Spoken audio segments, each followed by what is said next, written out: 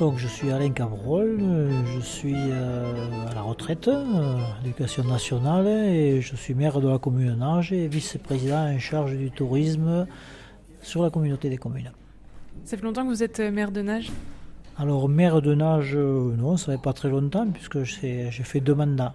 2 mandats, bon, si on peut ajouter quelque chose, j'ai fait un mandat précédent de premier adjoint, plus 2 mandats de conseiller municipal. Donc l'engagement, ça fait vraiment partie de votre vie ? L'engagement, ça peut faire partie de ma vie. On y vient, on ne sait pas pourquoi. Mais après, on est là. Et puis, bon, j'aime beaucoup l'associatif, la vie du pays. Je suis né sur la commune de Nages. Voilà, et j'essaierai d'y rester jusqu'au bout. Je ne suis pas, à vrai dire, tellement parti, puisque je suis né donc, sur le village de Nages.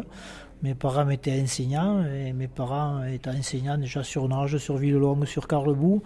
La création du barrage de la Houza, ça fait que beaucoup d'écoles ont fermé. Et mon père, qui était le dernier instituteur de l'école de Carlebout, qui a été noyé. Donc, c'est un des 2 bâtiments qui n'ont pas été noyés, mais le village a été noyé. Donc il a été obligé de s'expatrier un petit peu jusqu'à La Cône. La Cône, c'est à 15 km, c'est pas très loin. Et donc ma mère a suivi le mouvement, elle est allée jusqu'à La Cône. Et donc à l'âge de 7 ans, j'ai quitté Nages tout en restant à La Cône, mais en venant tous les week-ends sur Nages. Voilà, donc quand j'ai eu mon concours d'école normale, donc je suis revenu naturellement sur un poste sur la commune. Et j'ai passé 30 ans de ma carrière sur la commune de Nages. Non, je ne suis pas parti, je suis allé faire mes études comme tout le monde, à Castres, à lui, Toulouse, bien entendu. Mais après, je suis revenu aux racines très rapidement. Voilà. Et pourquoi c'était important pour vous, justement, de travailler là où vous aviez grandi et de continuer ? Alors déjà, son métier, des fois on le choisit, des fois on ne le choisit pas. Et voilà, moi j'adorais les forêts, donc la commune de Nages est recouverte à 70% de forêts, donc mes grands-parents avaient une exploitation agricole qui s'est transformée avec l'agriculture il y avait moins de monde qui s'est transformé en forêt. Donc j'ai un pied dans la forêt et revenir sur Nages, c'est ça. Et puis après, bon, le métier, j'ai eu l'opportunité d'avoir l'école normale et le concours d'enseignant. Donc je me voyais mal aller enseigner en ville alors que l'enseignement à la campagne est quelque chose d'extraordinaire. Comment ça ? Enfin, est-ce que vous pouvez nous le définir ? Pourquoi c'était extraordinaire pour vous ? Extraordinaire, disons que les relations avec les enfants, avec les parents sont différentes, puisque dans nos villages de campagne, donc, nous n'avons pas non plus des effectifs énormes, et puis on a les élèves dans des classes uniques ou dans des classes à multiniveaux de 3 ou 4 niveaux. On connaît les élèves, on pratique les élèves plus qu'une année scolaire. On les pratique 4-5 ans. On peut faire de la pédagogie différenciée avec chaque élève. Voilà, donc c'est différent qu'une classe à un niveau en ville. La proximité, c'est ça, avec vraiment tout le village. Voilà, la proximité avec le village. Bon, moi, j'ai pas connu le temps où l'instituteur était invité à manger le cochon, mais à charcuter le cochon. Ça avait déjà évolué. Mais voilà, le métier d'instituteur était un métier donc, qui était reconnu comme le maire, le curé, l'instituteur. C'était quelque chose. Bon, malheureusement, l'enseignement en est où il en est. Mais enfin, tout évolue dans la vie. En tout cas, vous avez été un instituteur passionné par votre travail. Oui, il y a encore des enseignants passionnés, sachez-le. Voilà, donc on a du mal encore à trouver. Il y a de moins en moins d'individus qui veulent se prendre le métier d'enseignant, je pense. Qu'est-ce qui vous plaisait justement dans ce métier-là ? Qu'est-ce qui pourrait plaire dans ce métier-là ? Eh bien, quand on a des élèves qui ont 2 ans, 3 ans, qui rentrent à l'école, et puis naturellement, ou assez naturellement, mais ils apprennent à lire, à écrire, à compter, donc à aimer la vie, à aimer les copains, à découvrir la nature, puisqu'on allait découvrir la nature. Donc c'est une chose qui m'a plu le plus, d'apporter l'enfant à l'éveil, et voilà, et prendre conscience que petit à petit il grandit, voilà, je suis fier et heureux de voir que la majorité des élèves que j'ai eus ont une bonne situation. Il y a des chefs d'entreprise, il y a de tout le monde, mais enfin, voilà, ils ont appris la vie. Oui, ça fait du bien aussi de se dire j'ai aidé, j'ai servi. Mais on fait pour le mieux possible, à chacun avec ses compétences, et ses qualités, ses défauts. Enfin, on fait toujours le mieux possible. Sinon, il faut arrêter. Vous êtes vraiment, voilà, vous êtes un enfant du pays, vous avez grandi sur le territoire et maintenant vous l'aidez à grandir aussi, ce territoire à évoluer. Quel regard vous portez justement sur ce territoire, vous qui l'avez vu grandir et évoluer? Alors, quand on est engagé dans une municipalité, on n'arrive du jour au lendemain comme ça. Donc, mais avant, il y a des gens, des hommes ou des dames, et des hommes en général, quoi, qui ont déjà fait avancer le pays. Donc, et puis on est un des maillons pour entretenir l'avancée, hein, parce que qui n'avance pas recule. Donc, quand on est engagé, on est entouré d'équipes compétentes, d'équipes qui aiment ça, des gens qui s'engagent 6 ans, 12 ans, un mandat, 2 mandats, 3 mandats. Donc, il y a un conseiller municipal qui est là depuis 7 mandats. Voilà, mais on essaie de faire avancer. Donc, on essaie de toujours améliorer la chose. Nous, on pense aux habitants, on pense à ne pas leur imposer une masse d'impôts impressionnante sur la commune. Ça fait 15 ans qu'on n'a pas augmenté les impôts, sachant que les bases augmentent. Mais enfin, voilà, on essaie on ne dit pas des grands mots, mais on agit.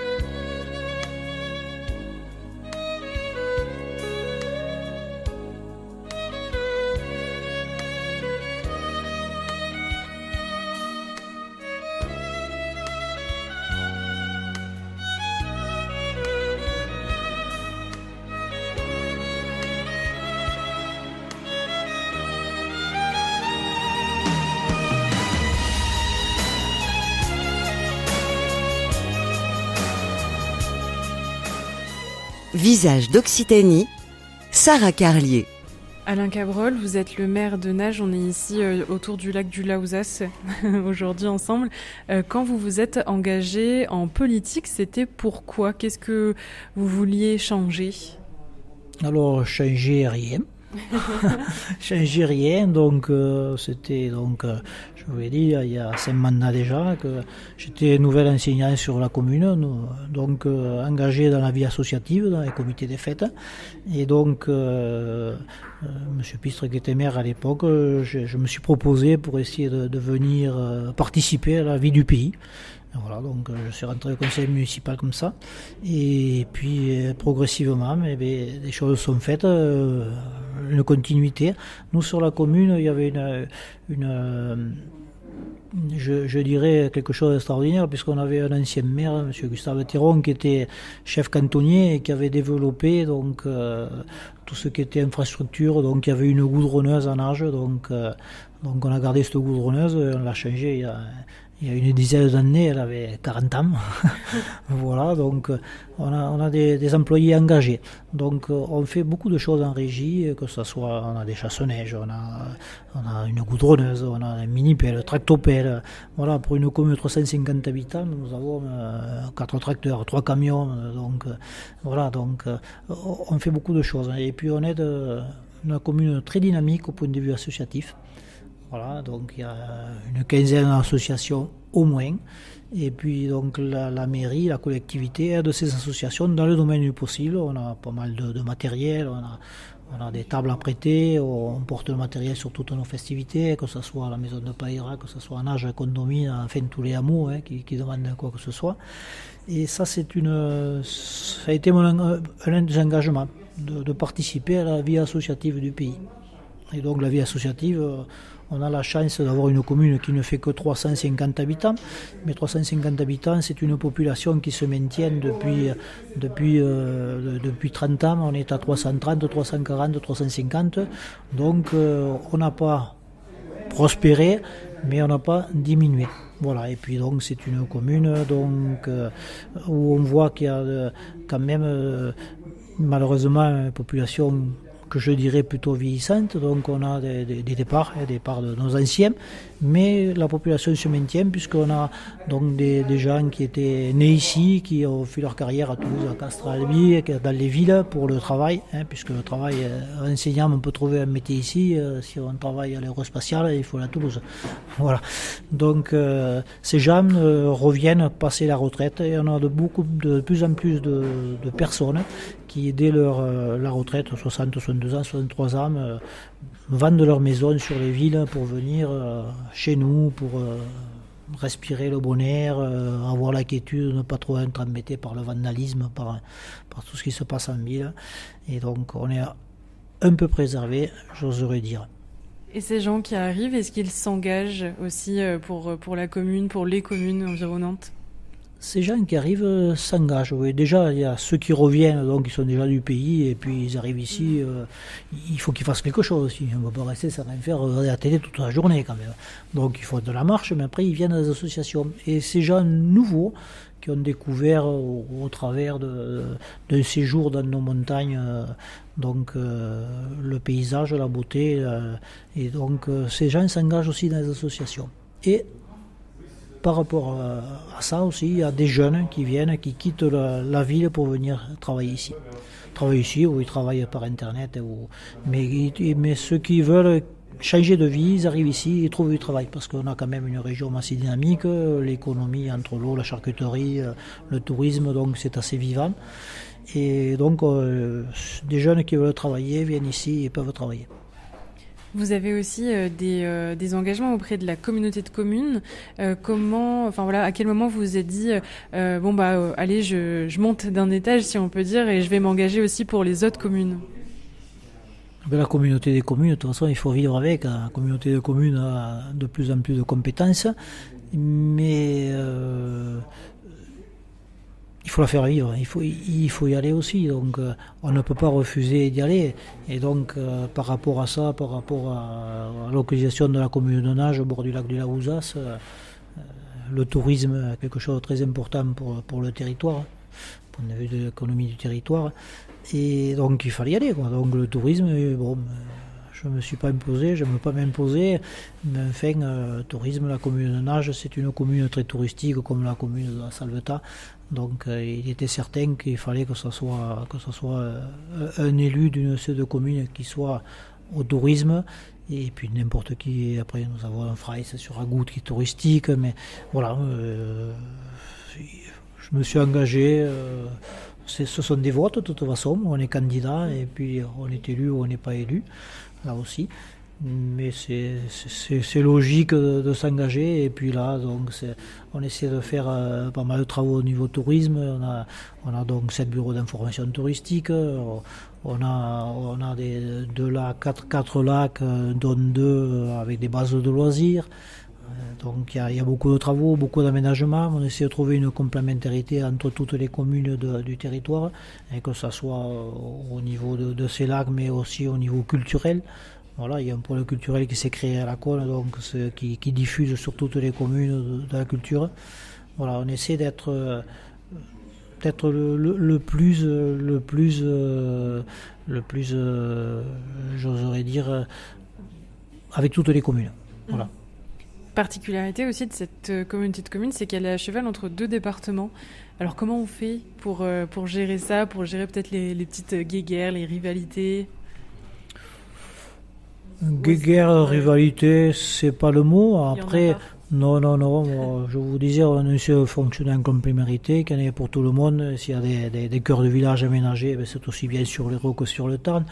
Où il y a de plus de difficultés, c'est que on dépend de 2 départements, de l'Hérault et du Tarn, donc de 2 conseils départementaux pour avoir des aides. On dépend aussi de 2 préfectures, donc l'Hérault et le Tarn, donc il faut harmoniser tout ça, mais ça nous permet de connaître et le préfet de l'Hérault, et le préfet du Tarn, et le président du conseil départemental du Tarn et celui de l'Hérault. Bon, la région, c'est la même.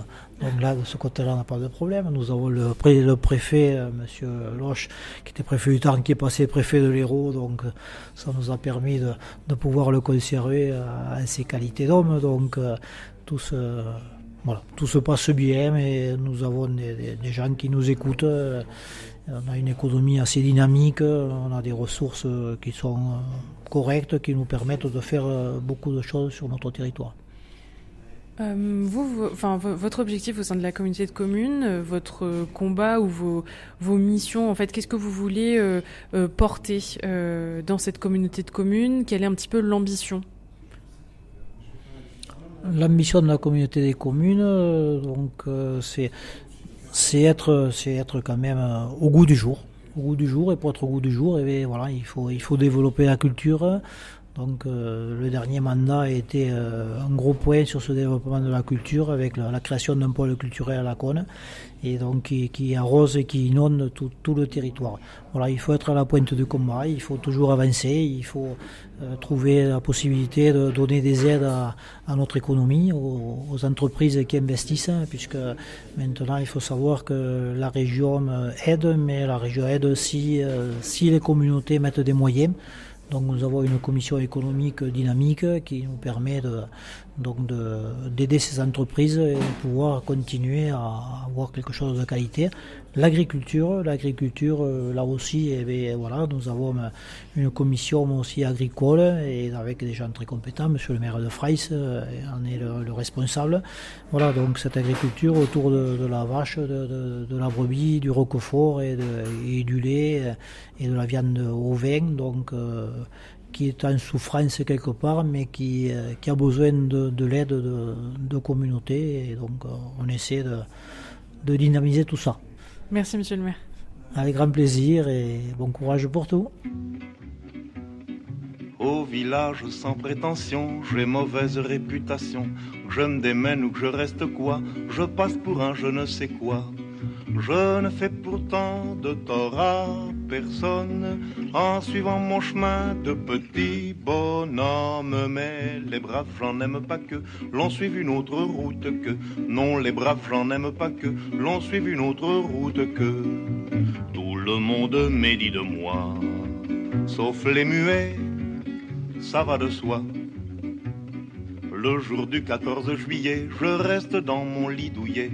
La musique qui marche au pas, cela ne me regarde pas. Je ne fais pourtant de tort à personne en n'écoutant pas le clairon qui sonne. Mais les braves, j'en aime pas que l'on suive une autre route que. Non, les braves, j'en aime pas que l'on suive une autre route que. Tout le monde me montre au doigt, sauf les manchots, ça va de soi. Quand je croise un voleur malchanceux poursuivi par un cutéreux, je lance la patte et pourquoi le taire? Le cutéreux se retrouve par terre. Je ne fais pourtant de tort à personne en laissant courir les voleurs de pommes. Mais les braves, j'en aime pas que l'on suive une autre route que. Non, les braves, j'en aime pas que l'on suive une autre route que. Tout le monde se rue sur moi, sauf les cul-de-jatte, ça va de soi. Pas besoin d'être Jérémie pour deviner le sort qui m'est promis. S'ils trouvent une corde à leur goût, ils me la passeront au cou. Je ne fais pourtant de tort à personne en suivant les chemins qui ne mènent pas à Rome. Mais les braves j'en aime pas que l'on suive une autre route que. Non, les braves j'en aime pas que l'on suive une autre route que. Tout le monde viendra me voir pendu, sauf les aveugles, bien entendu.